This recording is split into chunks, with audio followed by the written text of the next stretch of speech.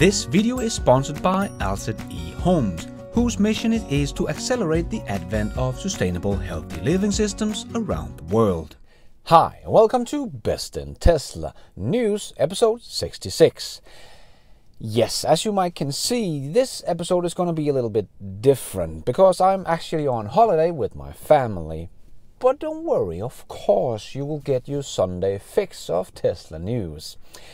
I am recording everything in my car and editing it on my iPad, so bear with me. The production might be a little bit different on this news show. But nonetheless, there's still a lot of news, so let's dive right in.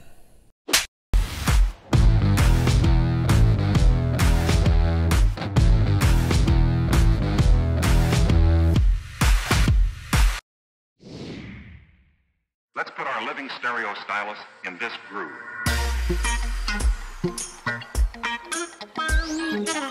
Tesla has already apparently sold its entire second quarter production capacity, suggesting that the demand for the company's vehicles is through the roof.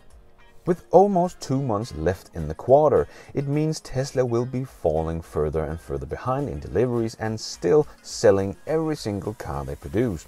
And after the refreshed Model S and X, the demand for these cars is also the highest it has ever been, and it is expected for the Model S and X production capacity to sell out as well, because they're only starting production of these cars now. And even the production capacity of the Model Y and Model 3 is also sold out in Q2, even though they are ramping up production of these cars.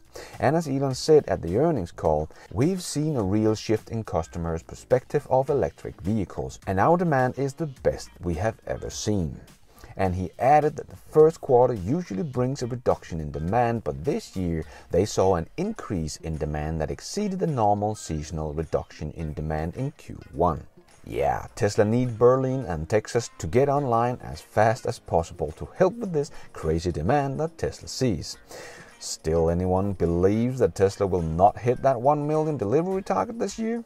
Well, there might be one guy that don't believe it, and that would be Gordon Johnson, because he's doing his predictable thing he does in the beginning of every single quarter. Look, Tesla sales are down in Europe. Yes, as they are in the beginning of every single quarter, because now they have sold out all of their cars in their great Q1 of 2021 and have to get a fresh new batch of cars shipped all the way to Europe.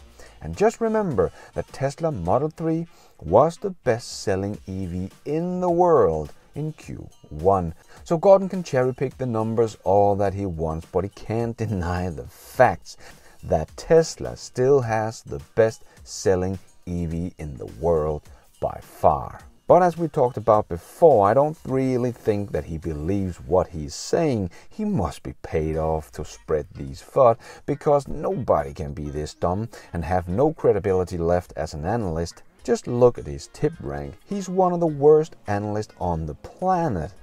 And still, CNBS gives him airtime. But this might be a very personal thing for Gordon, because he might just have exposed himself and got caught with their fingers in the cookie jar. If this tweet is real, of course, but Gordon did react to the tweet but never denied it, so it is probably real. And why would he go and delete it?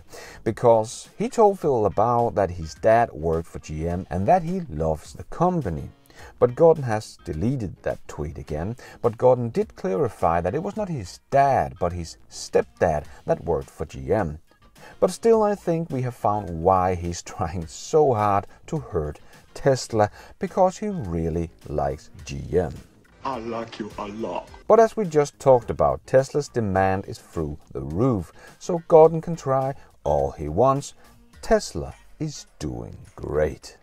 And Ford's Mark E is also doing great, and looking at the waiting time for their deliveries, the demand also far outstrips supply in the US. But of course this is no surprise, since Ford will only make about 50,000 of the Mark E in 2021 in total for the total global market. And Tesla has just delivered 182,000 Model Ys and 3s in just Q1. Demand for a great EV, as we have talked about before, is right now just endless. So I hope Ford is able to ramp it up a bit, or at least see the trend and really start to prepare themselves for a ramp up in 2022. But they probably don't have the batteries to do so, as we also talked about before.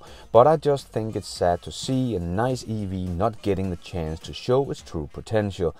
Because even though the Mach-E is a great EV, and we can call it a great success for Ford, because they will no doubt sell every single one they make this year, but it will still look like a very small feat at the end of the year compared to Tesla, that will probably sell about 800 to 900,000 Model Ys and 3s combined in 2021, or just about 400,000 Model Ys, so that is still 8 times more than the Mach-E. But as I mentioned before, at the end of this year everyone will get it, just how far ahead Tesla is in the EV game. 2021 will be one big Tesla. And one of the reasons why Tesla is doing so great is because of this guy, Elon Musk, a CEO of a car company coming out of the streets in New York, and it looks like a rock star giving autograph. I don't think Mary Barra, the CEO of GM, gets this kind of reaction. And Tesla has won the hearts of taxi drivers in New York. And they are now ready to expand their fleet of Tesla taxis. The first and only BEV approved by TCL was the Tesla Model 3, which has proven to be quite popular among customers. As Vincent Thomas, a New York taxi driver, said, "When I'm at the taxi line, instead of going into that car they are allowed to get into, they leave that car and come to my car." Yep, New York is about to get a lot more Tesla taxis on the roads. I love the Tesla system, the driving, because when I'm driving I don't have to use the brake all the time, only for emergencies. Teslas are really fun to drive. It's a sexy car.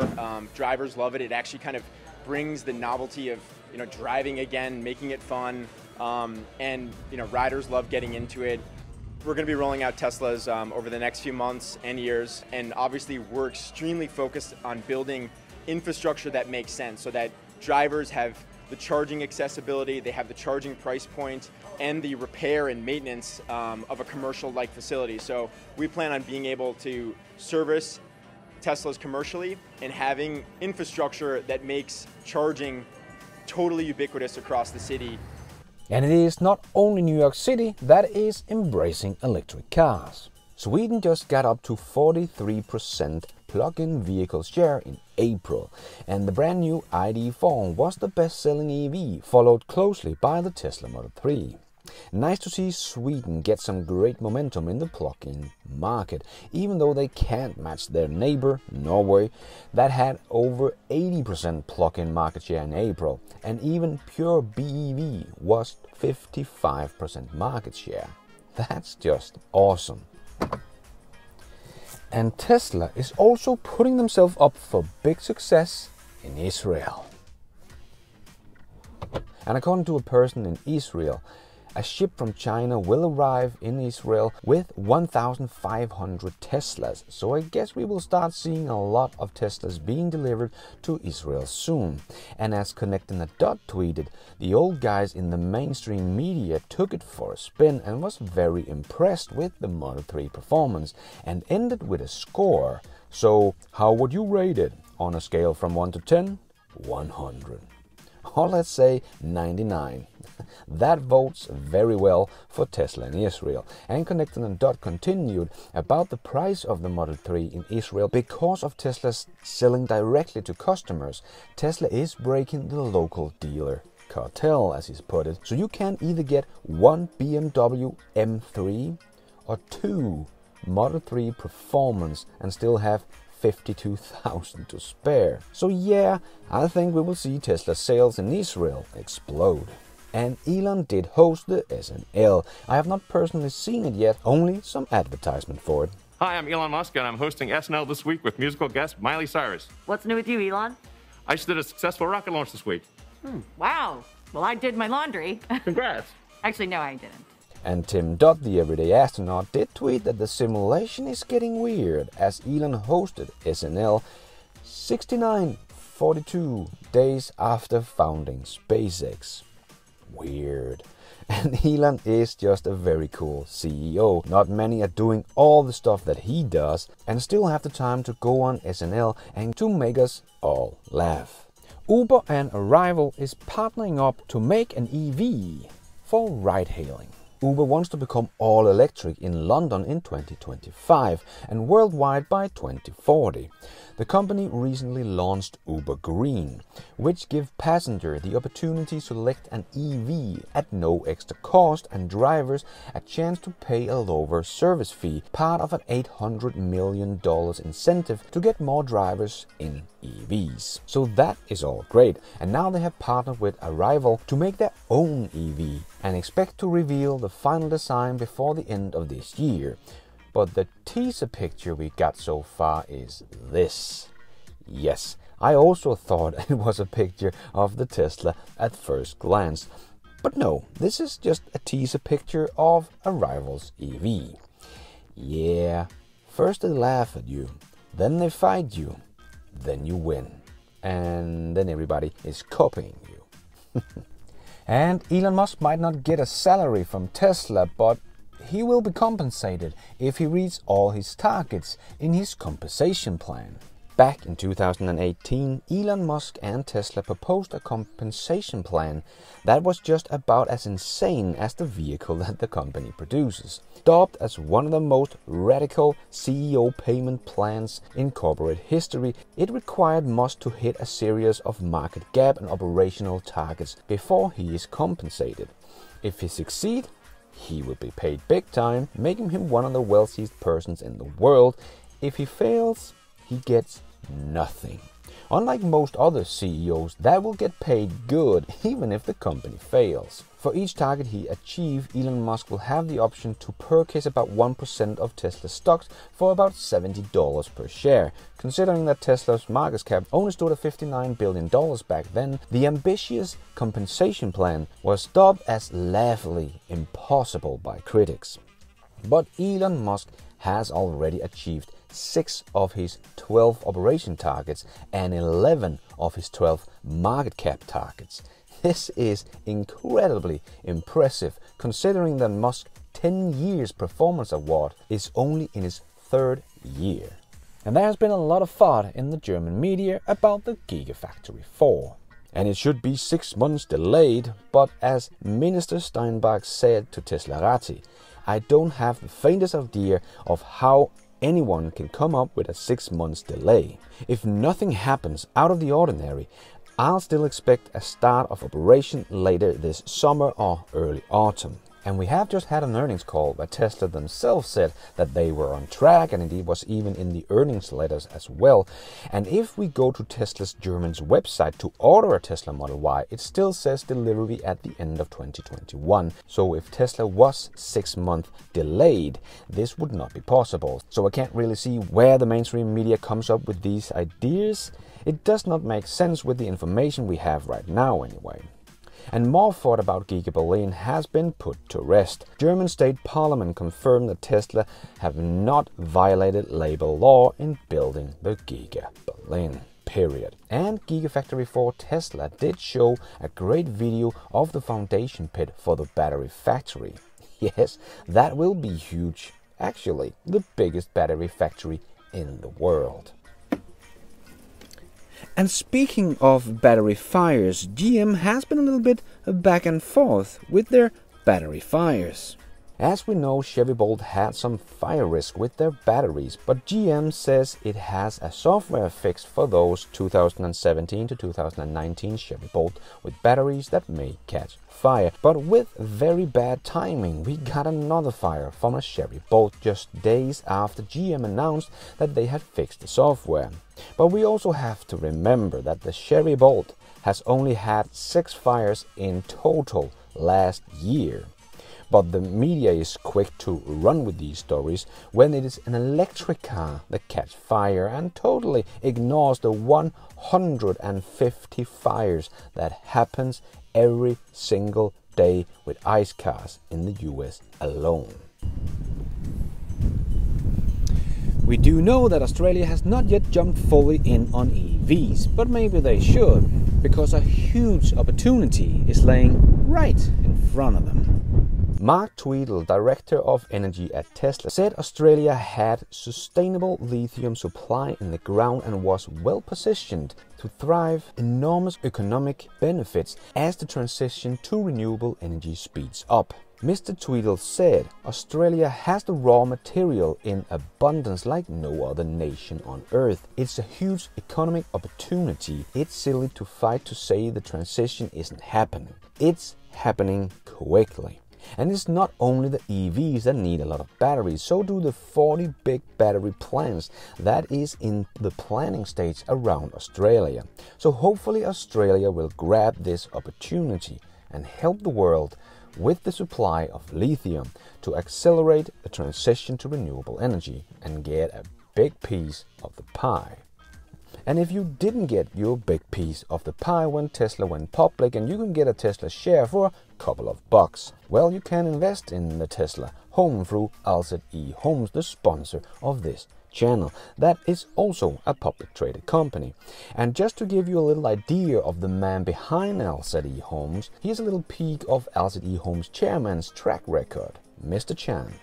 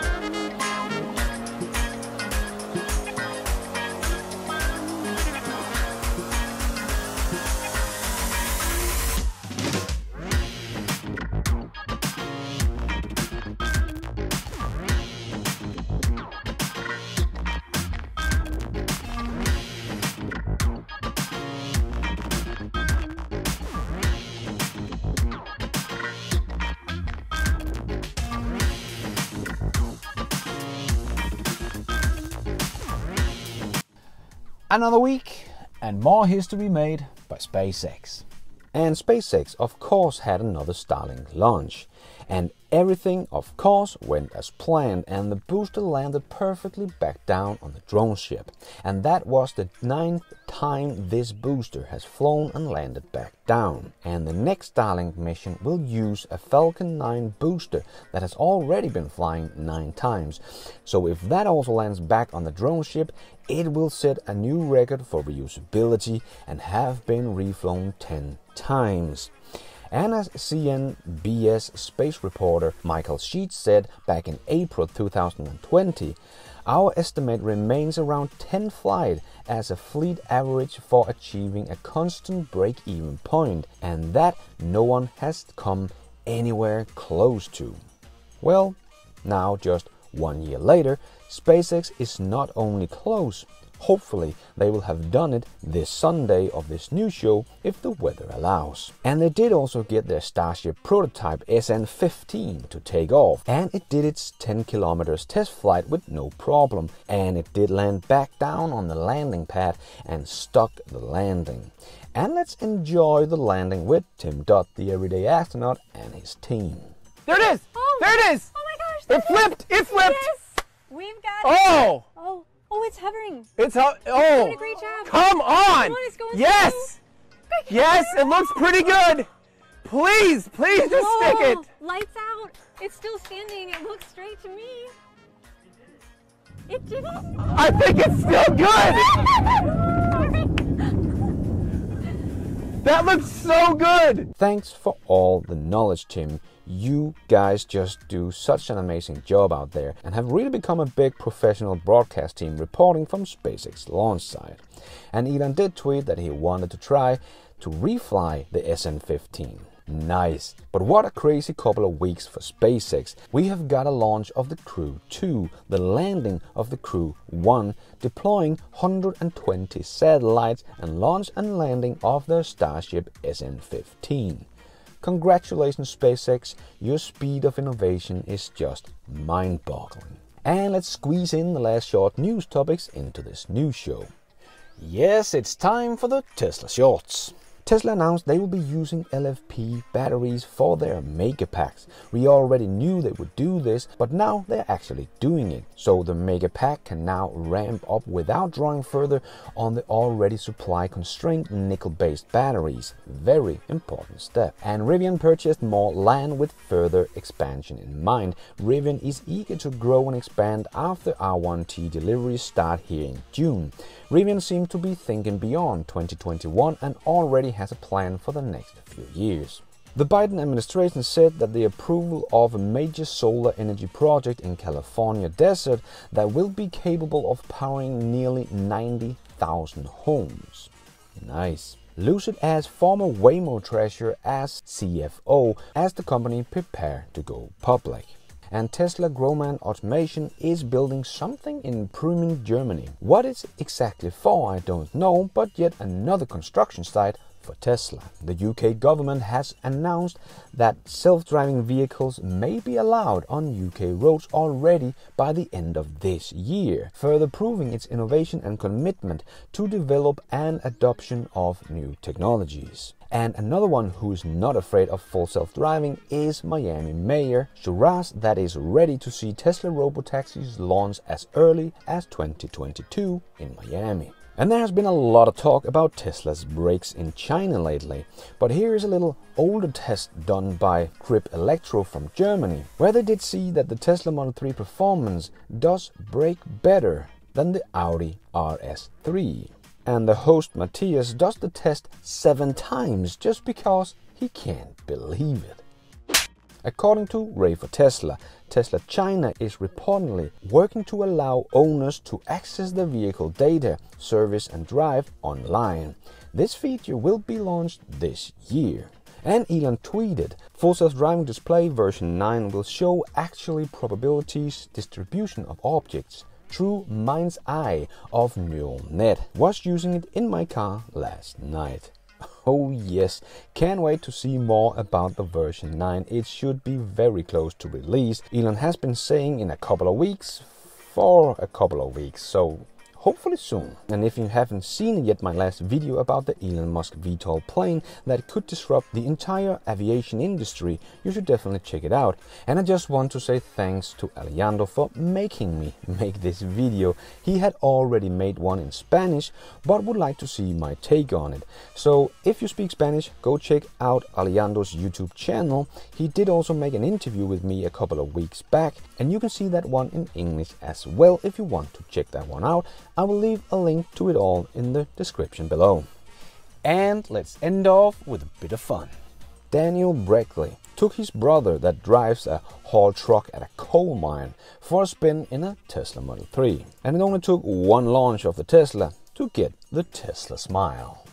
And just plant it. How'd it skin? Holy! Holy fuck! He did.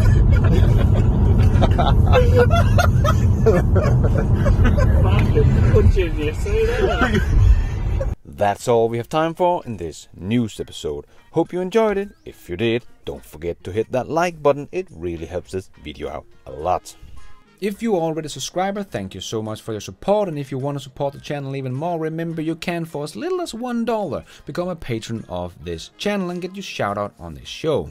You can also become a member of the YouTube channel to get a shout out and some extra perks. Hit the members button to find out more. And don't forget to follow me on Twitter. I tweet all the news as it comes out and more. And check out the merch store to get some merchandise and support the show. Now it's also possible to support the show without buying anything, becoming a member or a patron. There is a link to a donation options in the show notes. But going forward, I will be making more videos for patrons and members only, so don't miss out. And thank you for watching. And until next time, take care out there and be nice.